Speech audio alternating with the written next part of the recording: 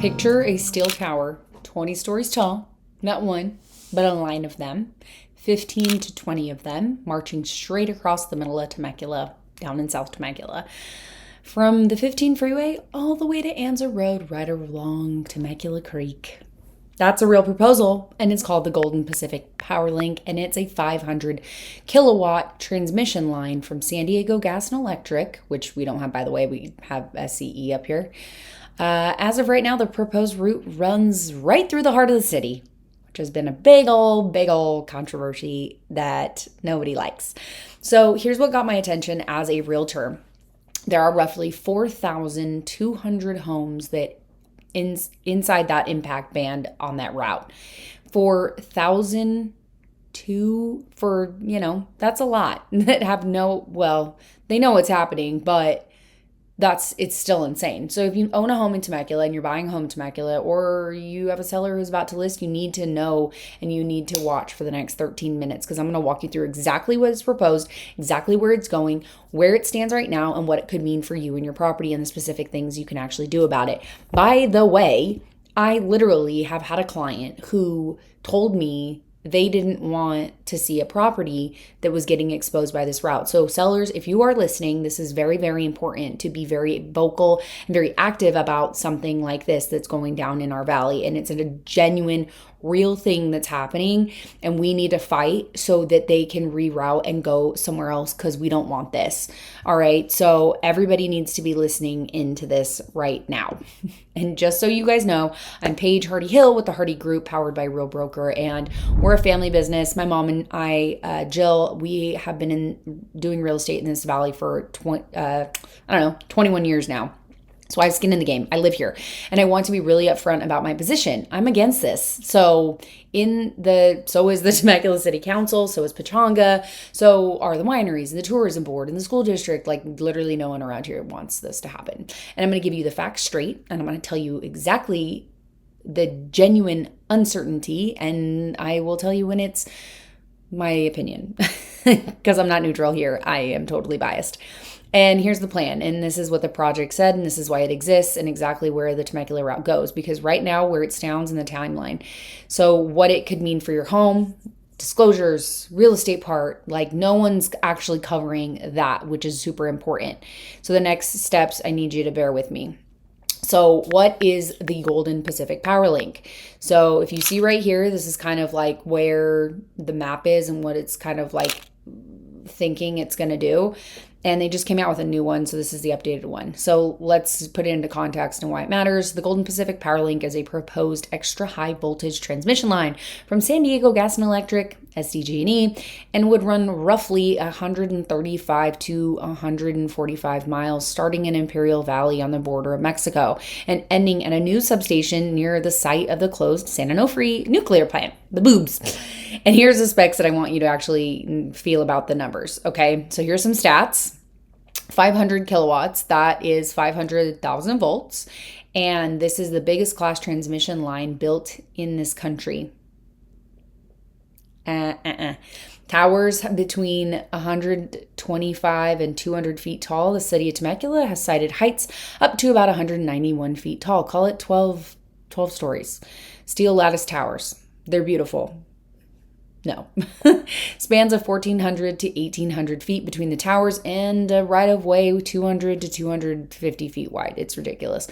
And that's a permanent corridor, not temporary construction zone. It's actually going to be really ridiculous.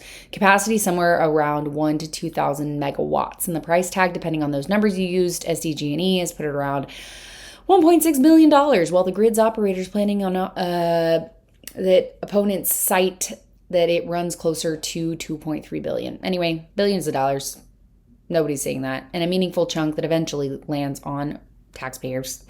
So why here, and what makes people the angriest?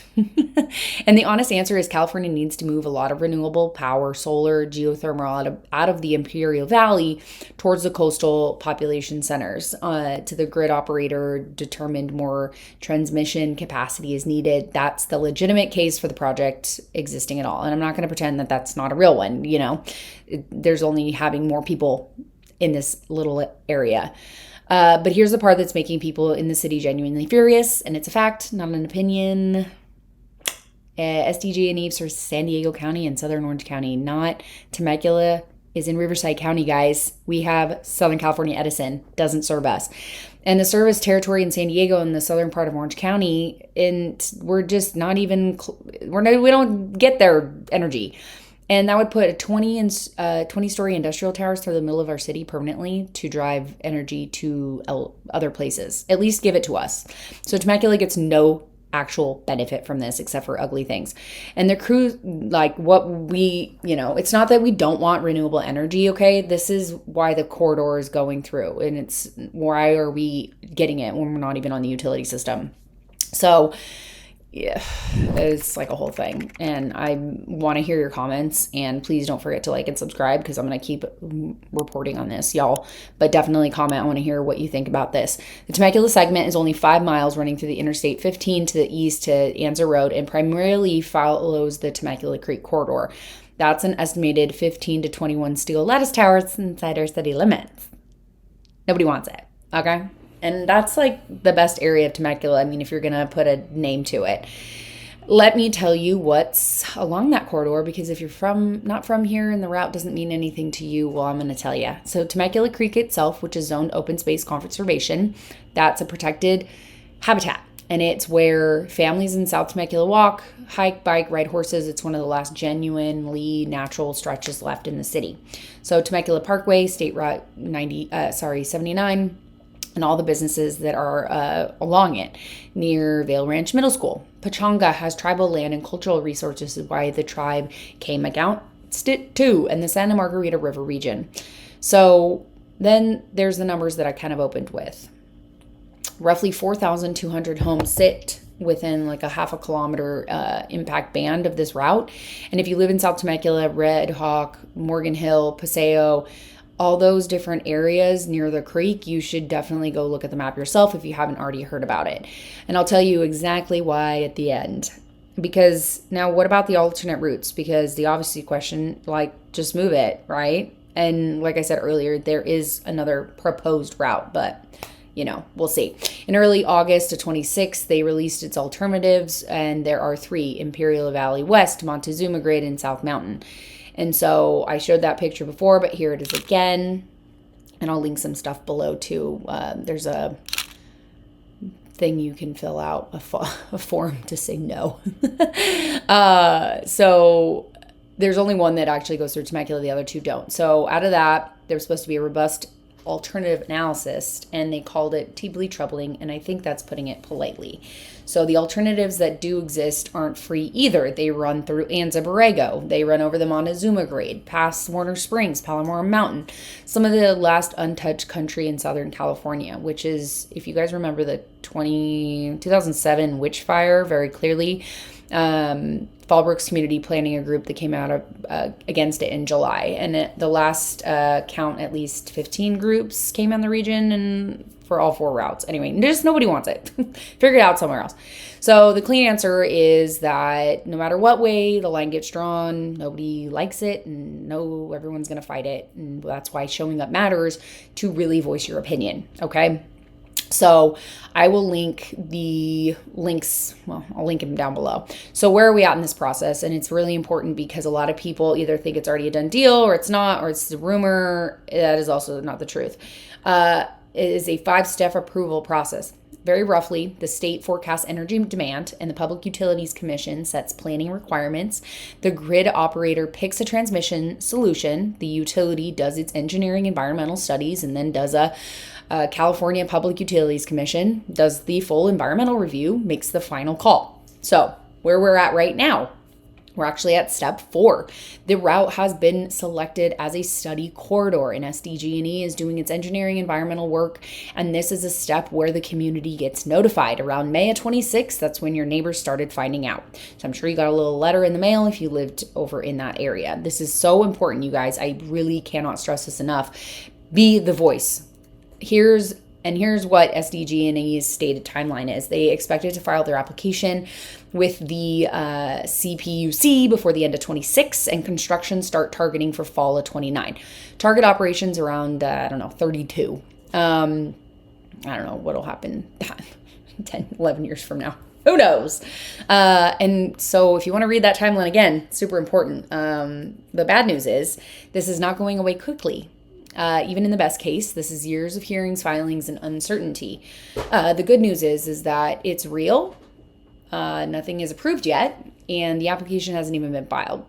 The environmental review hasn't happened. This is precisely the window that the process where public comments carry the most weight before the application locks in, where the route can be changed. If you ever wondered, does showing up to a meeting actually matter? Yes, it does. And so in the proceedings at this stage, the answer is genuinely yes. Get out to everything you can possibly. Take all of the polls. Go to the city meetings if you live in Temecula and that's where you're zoned. And honestly, people are showing up. And let me tell you who's lined up against this route, because it's honestly a remarkably broad coalition. The Temecula City Council voted unanimously to oppose it, and they called it dangerous and economically devastating. They've authorized the city manager to use all appropriate city resources to fight it. They've had this on their agenda for way since May 26th. Of this year. And on the 12th of August, the city set a detailed list of questions demanding answers. Riverside County got involved too. On the 23rd, the Board of Supervisors unanimously adopted a formal position of significant concerns, directed staff to write letters, engage to the CPUC process early, and commission a wildfire and public safety analysis. Then Pechanga Tribe, a local school districts, labor organizations, and regional business groups. I know that a lot of people that I know have been very, very involved. And so on the tourism side, Visit Temecula Valley and the Temecula Valley Wine Growers Association issued a joint statement against the route. And their board chair put it plainly: massive industrial towers compromise the scenic destination that supports thousands of hospitality jobs and local small businesses. And separately, Visit Temecula Valley's own economic report put real numbers and what they're protecting. The $1.2 billion that gets direct travel that happened in 25 and roughly 9,600 jobs. That economy is built on being a scenic wine country destination. So these numbers are very, very important because it directly does like $53 million in direct tax revenue. So there's the grassroots side, SaveTemecula.org. I'm going to link that here. Residents who have been packing meetings under the banner People Over Power Lines. That's a city council, tribal government, county, school districts, labor, businesses, wineries, tourism, all in the same direction. And it's not a fringe position. Everybody's on the same page. And so the part that nobody's really covering is that, what does this do to my home? And what does it do to the value? Because I've already seen a huge difference for people who have homes listed in that area. So this is obviously my lane, and this is the part that nobody seems to addressing. So let me get my broker honest answer here from someone who's been licensed for 10 years. What does this do to my property value?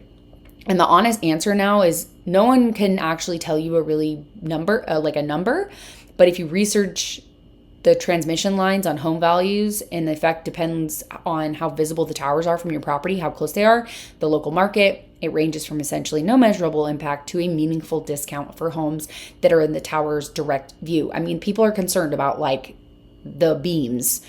And so I'm not going to pretend that it won't make any difference. And what I can tell you as someone who sells homes here every single week and probably 50 plus homes a year, buyers are asking about it, and a lot of them might know, some don't, but it's my job to tell people what's going on. Nothing's been approved, but it is in the works. So if you're buying a home and you're going to live there for anywhere to 5 to 7 years, this is something that you need to know about, and I'm not going to sugarcoat it.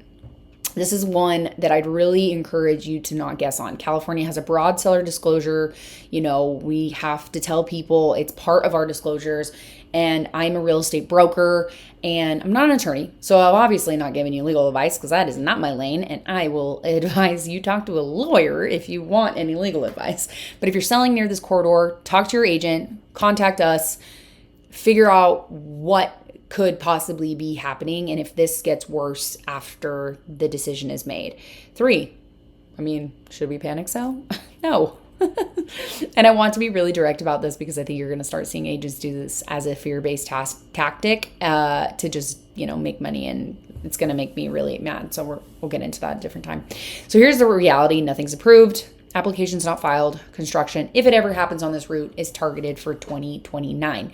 There's a serious, well-funded, broad coalition that is totally against it at the exact stage of the process where the opposition it has the most leverage. So selling a home you love at a discount just because of a proposal may not be a good strategy. It's just a reaction, so I wouldn't advise that. If you're already planning on selling in the next year or two, that's a different story and a different conversation. And I'm happy to have it with you. I have been out here for so long, and the sell now before the tires comes is not an advice. It's a sales tactic and what you can actually do. So let's kind of get into that one. So let's end somewhere useful. 3 concrete things. 1, go back and look at the map. See where your address is. Go to savetemecula.org/project. There's an interactive map on the page with the impact bands drawn out on that. Find your street. See if you actually are affected. Don't rely on a neighbor's Facebook post or even me. And look at the actual proposed alignment for yourself. It takes 2 minutes. I'll link everything here. And it will either put your mind at ease or tell you that you need to go pay attention. And by the way, if you've noticed people doing any biological or archaeological surveys near that creek corridor, that's why. Those surveys are already underway for some of the affected properties. I've seen people get some notices.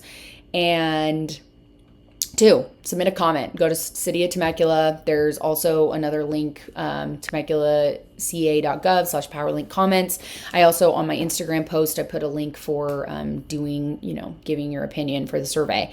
I'll link that here too. 3, show up. Make sure that I think the next one is Tuesday, August 26th from 4 to 7 p.m. at the Embassy Suites off Rancho, California. And you can walk in, look at the maps, talk directly, bring your address, see what's up. That's when the SDG&E open houses. So definitely come and bring your opinions. There's a reason the city keeps putting this on the agenda and a reason SDG&E keeps holding these, and the turnout is the whole point. So I would say if you are any way, shape, or just any concern, please show up to these things. It really makes a difference, and we need to show up for our city because nobody wants this. Of course, we got to move it to somewhere else. But just know that I am here to answer any questions. Please like and subscribe. Thank you for watching this video. I will be continuously doing updates on this, and I will see you on the next one.